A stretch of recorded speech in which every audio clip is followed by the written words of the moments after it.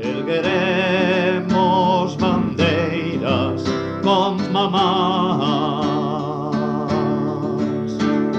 O vento contra vento, contra balas,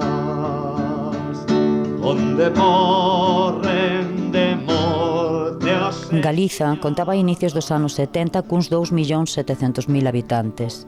Até mediados daquela década, o sector primario representaba aínda o 49% da poboación activa, o secundario o 23% e o terciario o 27%, sendo aínda cativo o movemento obreiro.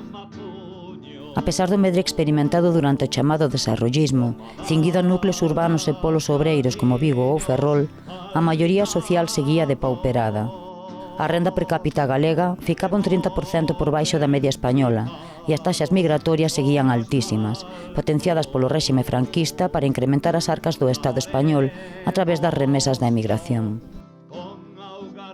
Na década dos 70, a ditadura de Franco aumentara a represión sobre a ilegalizada oposición de esquerdas, particularmente contra o movemento operario e as forzas nacionalistas de Galiza, Euskadi e Cataluña.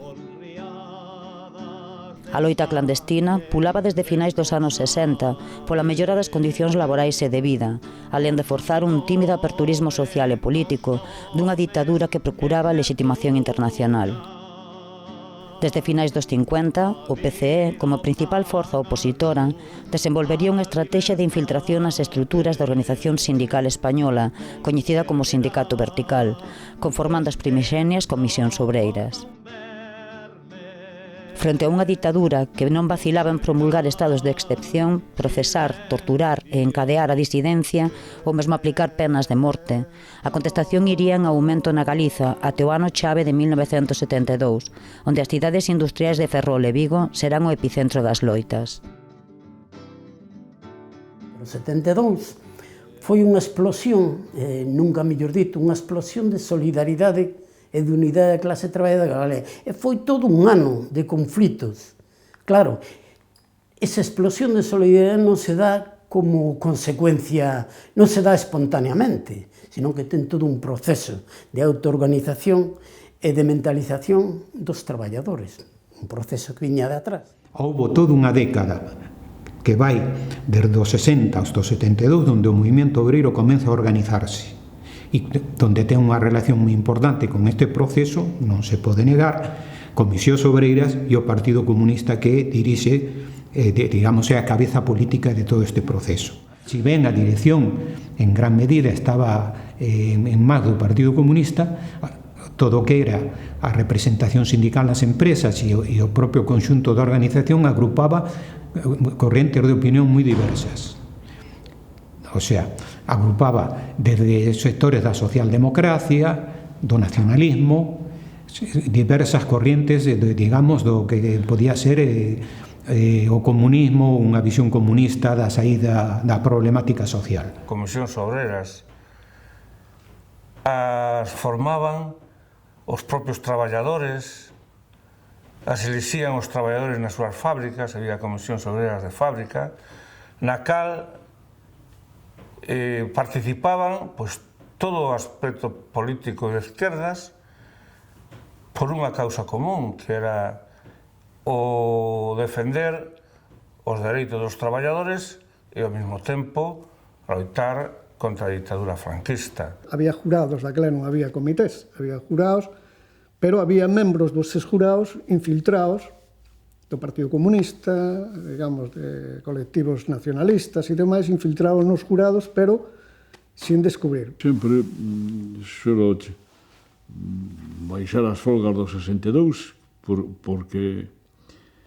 porque naquel intre non había comisións obreiras nin PC, e os traballadores foron capaces, a miña experiencia como aprendiz, que hai desde o que che decía antes, de xente que tiñan que presentarse en comisaría cando viña a muller de Franco a Vigo ou mismo Franco, foron un pouco os que convocaban asambleas e con movimento asambleario levaron para adiante as folgas. Eu recién estaba salido da maestría industrial e incorporeime ao traballo en Barreras no ano 64. E ali xa empecé cos movimentos obreiros que había ali, empezamos a organizarnos. E, bueno, a partir da redada esta de Barreras, pois, bueno, nós, pois, claro, sufrimos moita presión, sufrimos secuestros, sufrimos tortura, sufrimos moita presión, nos amenazaron con meterse coas nosas familias respectivas e arruinalas, e entonces demos un paso atrás, evidentemente. Nós, cando salimos da cadea, salimos condenados por o Tribunal de Orden Público, nos deron unha salida provisional, é dicir, unha libertad provisional. O 10 de marzo de 1972, a policía franquista reprimía brutalmente a movilización dos obreiros da factoría naval de Bazán, en Ferrol, causando dúcias de feridos e asasinando os obreiros Amador Rei e Daniel Niebla. A solidariedade prendeu con forza entre a clase obreira de toda Galiza, nomeadamente en Vigo, onde tiveron lugar paros laborais desde o día 11 ao 16 de marzo, alén dunha multitudinaria manifestación o día 15 na Porta do Sol, disolta por unha carga policial.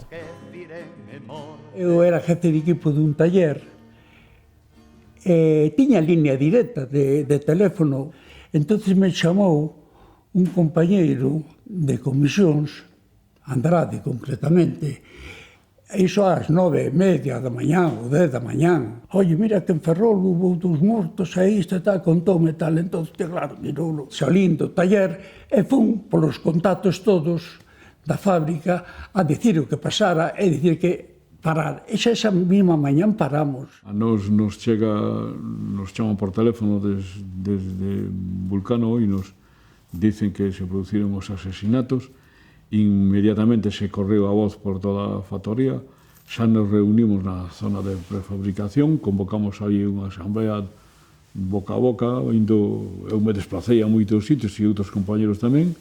Facemos a asamblea e ali acordamos a parar e seguir para adiante ca folga. Aquí en Vigo fíxese unha gran manifestación o 15 de marzo na Porta do Sol. Bueno, estaba toda a Porta do Sol ateigada, pero non había decisión de lanzarse. Nos tíamos os grises mesmo ali diante, entón un grupo de organización obreira foi o que deu paso a frente con aquilo Vigo con Ferrol, policía asesina, cargaron. Bueno, foi unha masacre ali. Hubo uns 14 ou 15 detidos, pois chama a atención que daquela houbera dúas multas de 50.000 pesetas do ano 72, claro. 5 ou 6 de 10.000 ou de 25, así hasta 14 ou 15 detidos que caiu un compañero noso tamén de organización obreira, precisamente o representante da célula de estudiantes. Foi o primeiro que saltou, entonces a policía me viu e foi ao terminar a manifestación. Me enmallaron a hostias, pararon a mitad, me meteron outro jeep, me enmallaron a hostias e cando cheguei a comisaría estaba desfeito e ali ainda seguiu a cousa, non? Entón era brutal, o sea, un rapaz de 18 anos, era hostias. Hasta que soltaron os presos que había detidos e estiveron nos postos de traballo, non empezamos a traballar en ningún sitio. E quedou aí na mente de todos que non se iba a consentir ningún solo detido, ningún solo despido, cando se estivera en loita reivindicativa ou contra a represión, etc. Nas manifestacións, dábase a coñecer a organización obreira, xurdida dunha escisión que se produciu no ano 1971 no PCE, especialmente das súas mocidades en Vigo, e que tería un papel destacado en conflitos posteriores como a folga de 17 días en Talleres Cover no mes de abril ou a grande folga do estaleiro Barreras en maio. E hai un momento que hai unha escisión, se forma a organización obreira, e eu voume coa xente de organización obreira, porque, bueno, eu coñecía ben, porque amaba a política do PC, a política de reconciliación nacional, o que despois foi a xunta, derivou na xunta democrática, que é posterior, pero, bueno, toda esa política de, digamos, de interclasismo, de perdón, de democracia, no mal sentido da palabra democracia, non da auténtica sentido de democracia popular. Entón, como xa coñecía máis ou menos eses debates e esa política, Cando se dividen, eu voume coa xente de organización obreira. O PC seguía o seu idealismo, o seu camiño, a súa ruta. Se marcaba unha ruta, e para min que a ruta do PC en esos momentos era a de chegar ao final do réximen, pero patando. Hai que distinguir entre o que era a dirección e as súas bases combativas, sempre na rúa a un nivel de combate superior ás bases de comisións e do Partido Comunista. Non así os seus popes, os seus xefes, que seguindo a línea de actuación da súa dirección, a política deles era, sí, encetar os conflitos, demostrarlle a burguesía que sí que tiñan forza, pero acabalos rapidamente por medio da negociación. E que para eles fora o máis barato posible. Quere dicir que se había traballadores que non foran do PC ou de comisións, con representatividade, que non foran sancionados, o demais importaba de pouco. Carrillo xa tiña un plan de convertir o partido nunha socialdemocracia e un malestar moi potente que se fragou o que foi a escisión, que foi toda a xuventud prácticamente do PC, que a xuventud, claro, tiña militantes de 30 anos e parte do PC, o sea, Hierro Chomón e tal, era xente do PC. Definitivamente, en xaneiro do ano 72, a principios de xaneiro, faise unha gran asamblea donde acuden os popes todos e diferentes cargos de comisións obreiras do PC e das xuventudes comunistas. E a outra alternativa que estaban en contra da alternativa oficial, que era a que logo denominaríase Organización Obreira.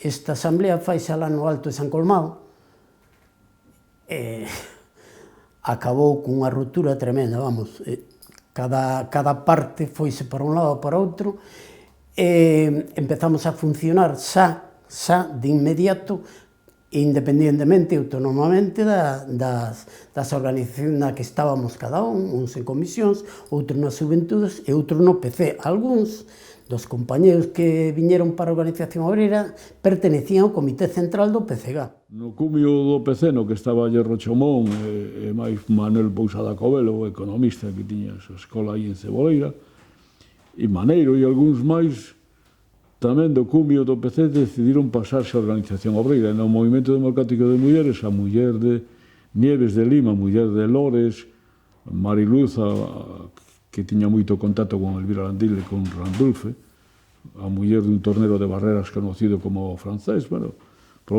pasouse todo esa Organización Obreira. Había cargos en todas as empresas grandes de Vigo, na Coruña, incluso en Santiago, había cargos sindicales, xurados de empresa e tal.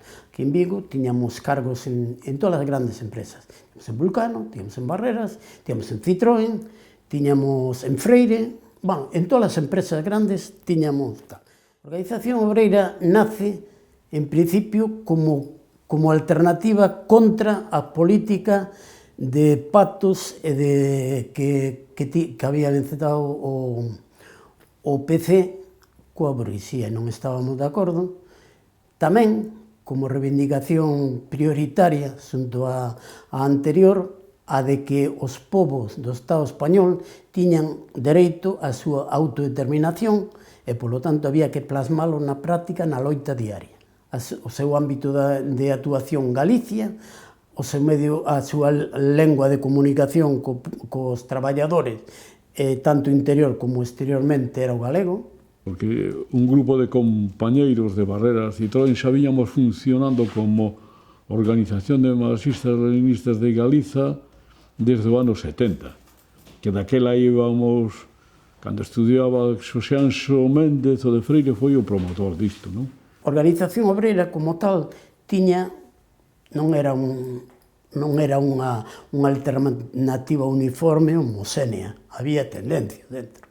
Desde un principio había unha tendencia, podíamos de chamar nacionalista, Xosé Ángel García Méndez, eu, Feixóo, vamos, unha serie de xente, Ramón e tal, e outra tendencia que xa estaban como medio controlado. A outra tendencia era a da ONLE, Organización de Marxistas Leninistas Españoles. Nós, detrás da Organización Obreira, tiñamos a ONLG, que era autónoma, o sea, era galega, non?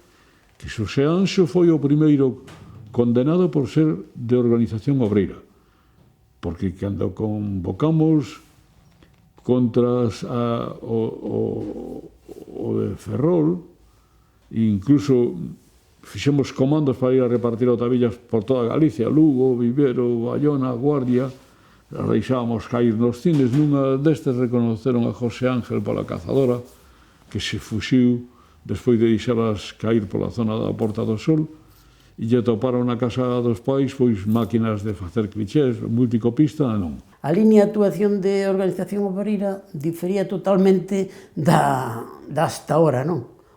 Da hasta ahora que conocida. O sea, se había que enfrentar un conflito, enfrentábase con todas as súas consecuencias, incluso chegando a violencia revolucionaria. Como miraba sempre que os encabezamentos, conflitos, das manifestacións, das accións, eran homes de Organización Obreira, pois crearon unha empatía entre a clase traballadora que fixo que a organización medrara estrepitosamente.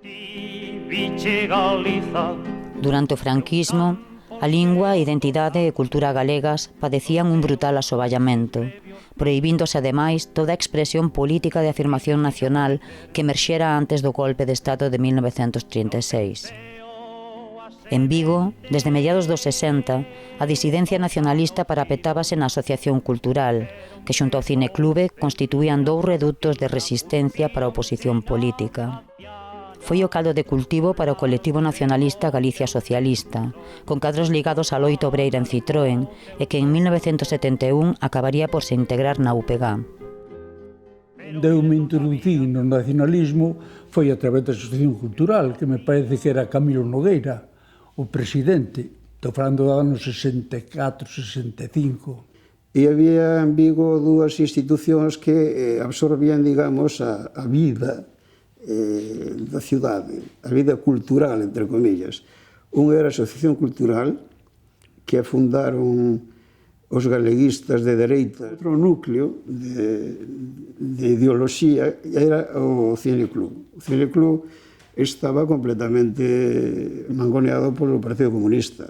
Había un ingeniero que viñera de Madrid, rebotado, un tal Manuel Fernández Cachán, era anticarrillista, el saliuse do Partido Comunista e pediu a excedencia en Renfe e viu para Vigo. Entón, este era un home con moita experiencia e nos catou. E depois tuvo a visión de crear unha escola de graduados sociales. O afán de Cachán era organizar a clase obreira, pero nos era galeguizar, o sea, organizar e galeguizar a clase obreira. Daí nos creamos Galicia Socialista, fundamentalmente con xente de Citroën, e de outra xente había tamén. Estamos baixo libertad vigilada dentro de comisións, os nacionalistas, os galeguistas, que decían eles. Nos Galicia Socialistas sempre nacemos coa intención de integrarnos en algo. Pois, entón, cando estudiamos, nos integramos no UPG. Cando entramos os de Galicia Socialista parte, entraron Lima, un montón deles. E nos entramos, Camilo e o meu irmán estaban en Madrid. Entonces, pois, foron a determe a plaza e integrámonos nunha célula. Eu pasei por varias células, pois, tuve de compañeros a Xosé Severiano, a Pedro Mariño, os que eran licenciados, a Camilo, e despois empezaron a Ferrín, a muller de Ferrín, o sea, etc.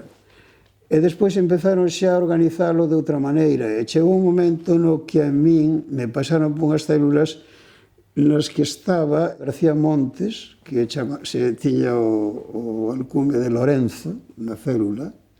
Isto era Brañas. Conocín moi tangencialmente a Reboiras, porque eles eran uns rapaces moi novos, eran moito máis novo que eu. E Reboiras andaba sempre co Pepiño Teís. Entón foron un par de veces a Asociación Cultural, eran rapaces moi noviños, e chamámoslle os rapaces de Seixas. Eran persoas nacionalistas, militantemente nacionalistas, que se integran na UPG, que participan moi activamente no movimento de marzo, supoño que tamén, mas eu sei seguro que en setembro, mas como dixo o propio Camilo Nogueira, que era membro destacadísimo deste grupo, eles non foron os dirixentes das grandes greves e das grandes movilizacións na rúa. Eles participaron activamente, fixeron un papel honrosísimo e ademais foron represaliados. Cando surge o tema de organización obreira, eles inmediatamente se decantaron para ter os contactos con a organización obreira e para, ainda que seguían indo tamén a intercomisións de comisións obreiras, algún deles tamén viñan ás reunións de organización obreira. Xa che dixen antes que, como tamén a policía andaba moi despistada, pensaba que a organización obreira era unha rama do árbol, o do tronco da UPG, non? Irmáns galegos. A conflitividade previa abonou o campo para a grande folga xeral de setembro, que detona o día 9 en Citroën a iniciativa das comisións obreiras. Unha folga que, malia a controversia inicial sobre as razóns de lanzar o conflito naquel momento, deu lugar ao maior desafío colectivo do pobo traballador galego ao réxime desde a fin da Guerra Civil, alicerzado na solidariedade de clase. A xente de comisións máis adscrita do PC forzan a folga. Automáticamente Citroën, unha empresa fascista, máis fascista de Europa, represora, a primeira medida que tomou xa despedir a 5 compañeiros. En total foron 9, non? Pero como 4 eran cargos sindicales, necesitaban outro tipo de proceso. A reivindicación principal era non traballar os sábados pola tarde, que era algo que viña recollido no convenio. Pero se había un laudo, xa, tiñas que esperar a próxima negociación do convenio para volver a reclamar iso. Nos asumimos rapidamente a situación, foi polos compañeros. Non podíamos quedarnos ao marxen dunha represión contra os compañeros. Nas reunións previas que hubo organización obreira, se suseriu e se recomendou que os que máis ou menos tiñan cargos ou responsabilidade dentro da organización obreira tiñan que pasar a clandestinidade. A clandestinidade xa estaban, a clandestinidade total. Iso quere dicir que tíamos que cortar a relación coas nosas casas. No meu caso concreto, o día 9 foi o último día que dormín na miña casa, hasta un ano máis tarde, que volvín, despois do exilio, xa non volvín a casa do meu pai máis. Para tirar para diante da folga de Citroën, nos reunimos xente de todas as fábricas a la arriba no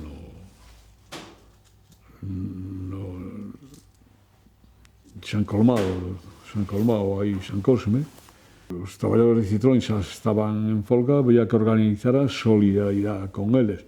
Entonces o camiño era facer unha asamblea no primeiro turno da mañán de Citroën. Entonces nos atopamos que sí, que había acordouse o día seguinte salir en manifestación desde Citroën por Bouzas, por Freire, Barreras e ir hasta Vulcano, e o día seguinte pois que ir camiño de Álvarez. Logo despois mirouse tamén, se organizou unha semana de loita anticipada que tamén había que ir a Censa, a Porriño, como xa se fixera na de Barreras, decir, sacar a cousas bisbarras, ir tamén aos berbés, aos mariñeiros. Chámase a solidaridade, unha resposta contundente por parte dos traballadores. Bueno, non quero exagerar, pero 20-25.000 traballadores quedamos en folga durante aquele día. En principio, Vigo, pois, as forzas do orden chamadas eran escasas e tal, pero hasta o 15 de setembro fomos os donos e amos da calle. As empresas facían folga, nos institutos facíamos folga, igual non toda a xente, pero a xente dos cursos superiores, daquela era bacharelato elemental e superior, pois no superior estábamos con 15, 16, 17 anos, pois xa había xente que tiña un pouco máis de conciencia, non? Despois o que te comentaba, nos barrios pechaban as tendas, pechaban os bares, axuda había, non sei, creo que non se chamaban caixas de resistencia, pero bueno, na práctica era o mesmo, a xente poñía cartos, axudaba as familias que tiñan máis necesidade, pois leváballe comida, o sea, había todo un entramado de solidaridade entre a xente que incluso co medo que había, a xente estaba onde tiña que estar. As movilizacións, bueno, estuvemos 15 días pateando por Vigo diante, detrás da policía, unhas veces por diante, outras veces por detrás, pero nós, os que estuvemos no ano 68, cuidábamos-nos moito porque nos estábamos fichados e xa estábamos advertidos de que se nos volvían a coller nos iban a joder. Despois, claro, era repartir octavillas, ir ás portas das fábricas, levantarte ás 5 da mañá, pues estar todo, era día e noite, vamos, vivíamos para iso. Nas accións o que nos marcaban na célula, estaba integrado xa no PEGA, no 72, entonces eran fundamentalmente panfletadas e pintadas, e acceder a concentracións, porque había concentración o día tal en tal sitio. Entón había sempre varias concentracións dispersas en Vigo para volver toda a policía. Participaba a xente en general, participaba e miraba, incluso cando fuxíamos da policía de tal, nos metíamos nos portales e a xente non nos votaba, nos recibía. Foi unha reacción moi boa da xente en general. Según se acordaba no comité de folga que se reunía en Teis na casa dun mariñeiro ali en Bichita, cada día acordábamos ali o que había que facer, chegábamos ao portal onde estaban os compañeiros pedindo de entrar no traballo como non se abrían, xa a policía ao final impedía que nos reuníramos nos portalóns, de aí que acordáramos reunirnos arriba na carballeira de Quirós, non?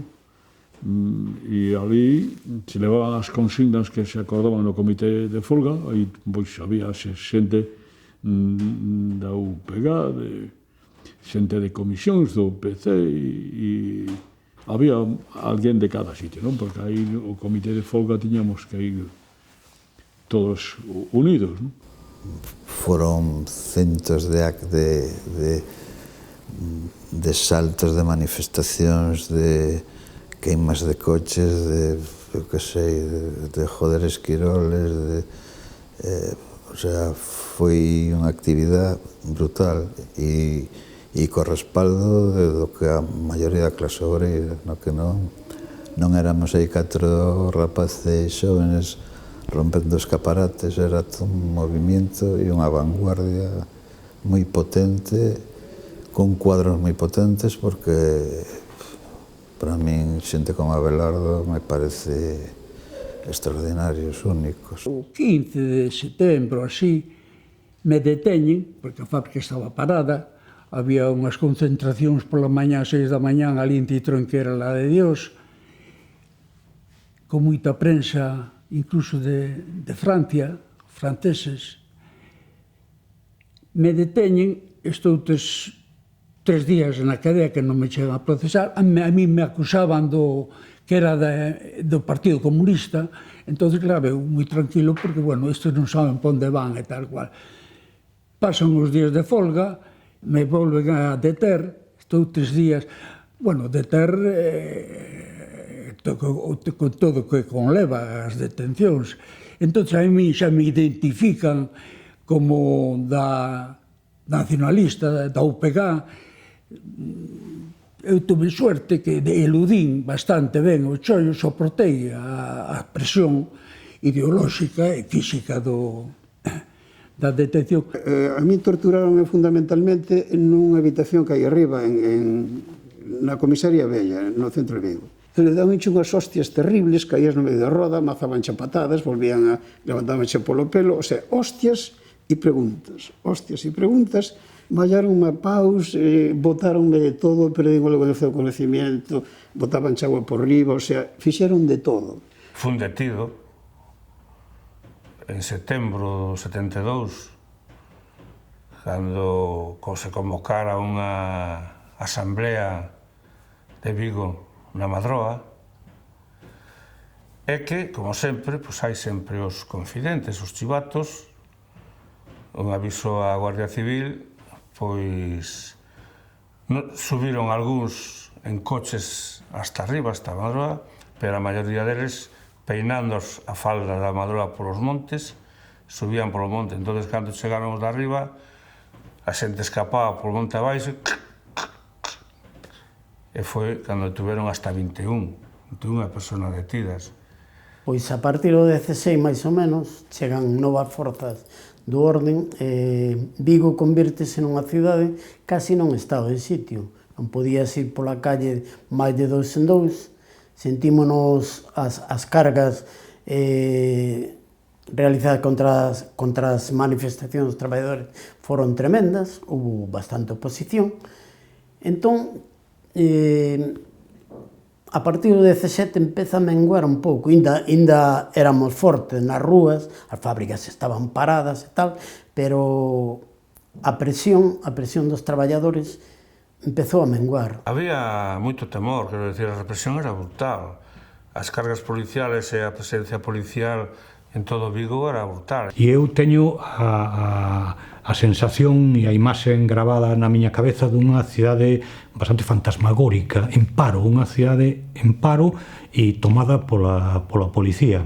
Non andaba casi xente polas rúas, as rúas estaban baleiras, aquelas rúas, figúrate, amplas de Policarpo Sanz e todo eso, e García Barbón, todo aquelo sin xente, pero circulaban os vitrasas, circulaban os buses por obrigación, obrigábanos a circular. E entón os buses iban baleiros, e dentro só iba o chofer, e detrás do chofer unha parella de policías ou de guardias civis. Co cual, a sensación de anormalidade, de excepcionalidade que se daba era moitísimo maior que se, por exemplo, circulase un bus simplemente baleiro con poucos pasaxeiros. O único que verdadeiramente encabezaba a manifestación eran os compañeiros militantes da organización obreira. Non se miraba a ningún pope ou serifalte das comisións, si as súas bases que estaban na rúa pelexando e batallando xunto cos demais traballadores, pero os xefes estaban nas entrevistas co bispo, co delegado sindical ou co gobernador e tal, fora das alternativas que había na rúa. Onde empeza xa o revisionismo a decir, pois vamos a entrar a traballar, inda que haya, pois ten despidos, quero dicir. Aí o revisionismo do PC foi onde empezou a romper. O 20 ocorreu un detalle tremendo. O compañeiro de propaganda, Sila Arauso, eu non o conocía. A única relación orgánica que había de organización obreira con este compañeiro que tiña o aparato de propaganda na súa casa, era totalmente descoñecido, era cun Abelardo. E deu esa puta casualidade, porque unha casualidade, daquela noite que el traballaba de camareiro, cando retornaba a súa casa, parou, non sei se a policía ou a Guardia Civil, parou, non levaba en riba o carné, entón díxolle que vivía cerca e tal, que o iba a buscar, entón lle din, non, te acompañamos nós. Joder, o tío negro. Nada máis entraron na casa, miraron a propaganda, o aparato, coas ganas que lle tiñan, porque non sabían nada, a policía non sabía nada de organización obreira. Home, sospeitaba de homes, por exemplo, como Hierro, que era un antigo combatiente, Abelardo, que era moi conocido pola policía, pero da organización en sí non sabían nada. Hostia, collen o tío da propaganda, bueno, inflaron a hostias, pero non puden sacarlle nada máis que o nome de Abelardo.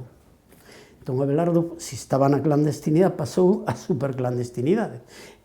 E con nós cortouse a relación co comité, non sabíamos onde informar. A partir dese momento, de cando se tranquiliza, ben ese home bo, porque non había maneira de poder, pero as organizacións tiñan que terminalo, o sistema lle obligaba, porque estaba a punto de caer o franquismo, e dixo, non se pode seguir así, porque non podemos entrar nunha transición tranquila con este merdé. Entonces, claro, o Partido Comunista mete freno de man, veña, vamos a tranquilizar, sí, todo, e, a cambio daquele conflito, recuperar os despedidos do ano 62. E iso vendeuse como que foi unha vitoria e que había que volver ao traballo e que xa non había nada que tal e que cual. Aquel eu ainda estaba no movimento obreiro de comisións.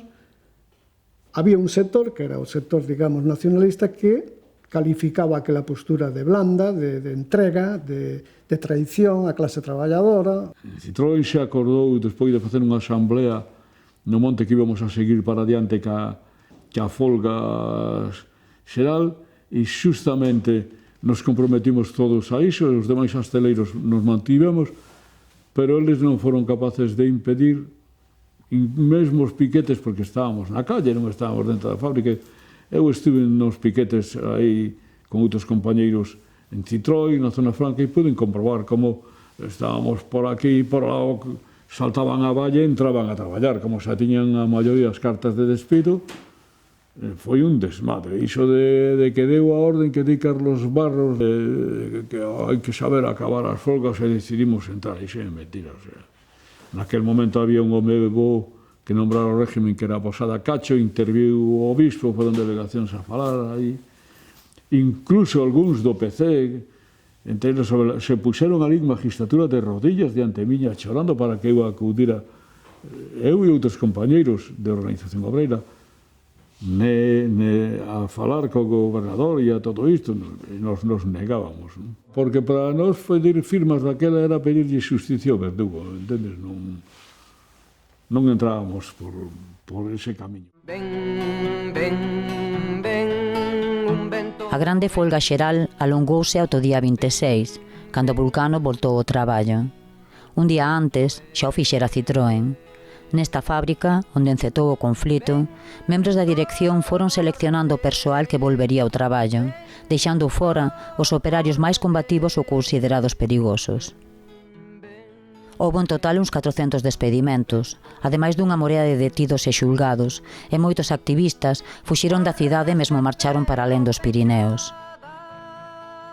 Esta folga, como ten sucedido máis veces na historia do movemento obreiro, puido parecer nun primeiro momento, nun análise simplista e a curto prazo, un fracaso para a clase traballadora. Porén, en moi pouco tempo demostrou todo o contrario. Os paros, as manifestacións, a solidariedade, o confronto co franquismo posibilitaron o xurdimento dun movemento obreiro máis forte, máis experimentado, máis adecuado á condición nacional de Galiza e mellor organizado fronte á ditadura. A folga de setembro, ademais, significou o relevo de Ferrol por Vigo como a principal referencia da loita sindical na Galiza. No conxunto do país, agromaría toda unha nova xeración de dirixentes sindicais e políticos, así como o xerme do sindicalismo nacionalista, fronte á perda progresiva de referencialidade do PCE como vanguarda política da esquerda. A folga do 72 pasou por arriba da dirección de Comisións Obreiras. Entonces, deixou en evidencia dúas cousas importantes. Unha, que Comisións Obreiras non estaba preparada para confrontar, e non, porque eles en gran medida votan adiante a folga de Citroën, valoran incorrectamente o momento, votan adiante a folga e non están preparados para confrontar con todo o que significou a represión policial que se daba no momento. Entonces tamén son responsables de como remata o conflito, que remata con unha enorme cantidad de despedidos, con unha enorme cantidad de fuxidos e unha gran represión sobre o conxunto do movimento obreiro, aunque moito máis especificamente sobre a organización obreira. O Partido Comunista quedou desconcertado porque non entendían que eles que tiñan por collóns, o sea, porque sí, ser hexemónicos na loita e na organización obreira en Vigo, perderon o control da situación. O sea, perderon o control da organización en conxunto. Que o 72 influiu na maioría dos que se compoñemos o sindicalismo nacionalista, é unha realidade. Iso é así.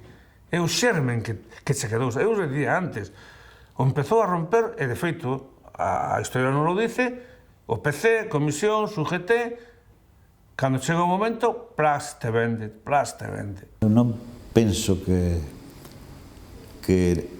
esas loitas, ao terminar as loitas, ao final de setembro, os obreiros dixeron, hostia, acabamos de ter unha iluminación, non? Pero que queda aí unha serie de experiencias moi duras e que pouco a pouco se irán levando o pensamento a dicir, bueno, que aquí hai máis problema que de clase, non? Hai un problema nacional. Aí empezas a tomar un pouco conciencia de que isto é diferente, de que isto é unha nación, bueno, en definitiva, despois de un proceso, chegas á conclusión de que isto é unha nación e de que ten unhas características propias a nivel social, a nivel económico, a nivel cultural e, bueno, a todos os niveis, non? E como eu, moita xente fixo ese proceso, non? Eu viña dese mundo españolista, perfil sindical e de perfil político, pero despois saltei a este outro perfil porque convencíme. Primeiro me convenceron, pero eu tamén me convencín a mí mesmo. Eu sabía que tiña que comprometerme con aquel proxecto. Estábamos entre ser máis español ou ser máis galego. Para min, desde aquel momento, o relato e o discurso da UPG foi fundamental, non? Foi fundamental porque era un proxecto claro, de país, de objetivos claros para sacar o país da situación que está. Cando por parte da UPG se dá o salto para constituir un frente obreiro, se vai constituir inmediatamente tanto con Galicia Socialista, que vaise dar o acordo, como con aqueles sectores de organización obreira que creen que este é o mellor camiño que hai, que é o mellor e o único camiño que se pode recorrer para que a organización sea coherente ca realidade do país. No mes de marzo, cando Vigo se moviliza por lo que acaba de acontecer no Ferrol, aí Moncho Reboiras entra en contacto con estas persoas que son disidentes das comisións obreiras e a relación, como contan el, non é vivín isto, só sei polo que lín e polo que eles contan, aí hai unha relación moi estreita entre Moncho, que estaba en Barreras traballando, e a xente que insatisfeita con a actitude de Comisión Obreiras oficial, digamos, non? Durante toda a folga de setembro do 72 hai relacións ca UPG. A UPG vai ser quen lle provea, inclusive un militante da UPG, dunha multicopista para que eles elaboren os panfletos e o material que elabore a organización obreira para distribuir nas empresas. Eles valoran as relacións ca UPG como enormemente beneficiosas. Bueno, foi un proceso, incluso dentro da UPG, que non se entendía moi ben. O Frente Obreiro non se entendía moi ben. Eu recordo que unha vez unha discusión dun órgano da UPG, eu dicía, mira, ou formámonos un sindicato ou alguén o vai a formar, ao marxen de comisións. Hai un momento en que se producen unhas reunións nos montes coa idea de formar un sindicato galego. Básicamente son xente nacionalista, aí está Mera, aí está Moncho Reboiras, hai un proxecto de montar un sindicato nacionalista en Galiza e ademais a reivindicación é que sexa único, que non existan varios sindicatos, que haxa unha central sindical única, que sexa galega e de defensa dos intereses de Galiza. No SOG acaban entrando moitas daquelas persoas que no seu momento foran disidentes das comisións obreiras oficiais, moitas, algunhas ocuparon e con toda honra, e despois varios deles morreron, postos de alta responsabilidade no nacionalismo. O sea, é un orgullo para a clase traballadora e principalmente para os sectores politizados o que foi capaz de facer a clase traballadora galega e o povo galego no ano 72. E iso é fundamental, porque o que significa como valoración colectiva, como povo. Implica moito máis cousas, porque vai implicar no político, vai implicar no idiomático, vai implicar, pensémolo ben, vai implicar un cambio a moitísimo máis niveles. Vai traer aparellado con elo, digo no idiomático, porque en poucos anos vai convertir o galego que non o era no idioma dos oradores nas empresas, que non o era. Porque na etapa de Comisións Obreiras e anterior non o era, o era excepcionalmente. Os escritos de Comisións Obreiras e demais, os titulares eran en galego, pero os escritos do periódico eran totalmente en castelán. O sea, que vai ter un efecto que vai para alén, un efecto que vai moito máis para alén do que pode ser, digamos, a lectura do conflito exclusivamente no laboral. Eu, se o 72 teño que definilo de alguna forma, penso que a mellor definición era o 72, unha explosión de solidaridade de clase traballadora galega. Que a primeira vez que a clase obreira galega, ou parte da clase obreira galega, non como un todo, manifesta claramente que nós o que somos é obreiros galegos. A clase traballadora galega, nomeadamente milleiros de mozos e mozas, foron sensibilizados polas folgas obreiras de 1972, marcando un antes e un despois para o movemento sindical e político da nación galega, xunguindo de xeito definitivo as reivindicacións nacionais e de clase. 1972 supuxo un avance na toma de conciencia propia do proletariado galego, sementando as bases dun modelo sindical combativo, participativo, de contrapoder e con base e cabeza na Galiza, marcando un cambio de tendencia na historia do noso país.